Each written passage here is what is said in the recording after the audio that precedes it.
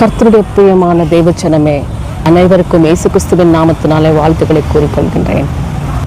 ஆதியிலே தேவன் வானத்தையும் பூமியும் சிருஷ்டித்தார் என்று சொல்லப்பட்டிருக்கிறது. அடுத்த வசனம் என்ன சொல்லுகிறதுனா, ஜலத்தின் மேலே ஆவியானவர் அசைவாடி கொண்டிருந்தார். இந்த இருளான இடத்திலே கர்த்தருடைய ஆவியானவர் அசைவாடி கொண்டிருந்தார் என்று சொல்லப்பட்டிருக்கிறது. கர்த்தருடைய ஆவியானவர் எங்கே உண்டோ அங்கே விடுதலை.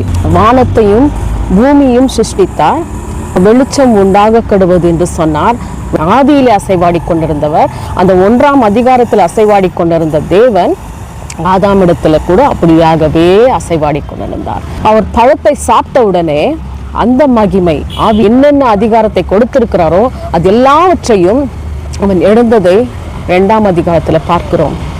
என்னவெனில் பழத்தை தின்றவுடன் மகிமை எழுந்ததை நாங்கள் பார்க்கிறோம். அதற்கு முன்பதாக இருந்த அந்த மகிமை நாங்கள் யோசிக்க வேண்டும். தினம் உறவாடி கொண்டிருந்த நிறை. யோவான் 1ஆம் அதிகாரத்தில் பார்க்கிறோம், ஆதியிலே தேவன் வார்த்தையாக இருந்தது சொல்லப்பட்டிருக்கிறது. மாம்சமாக இந்த உலகத்திற்கு வந்தார். அந்த மாம்சமாக உலகத்திற்கு எப்படி வந்தார்?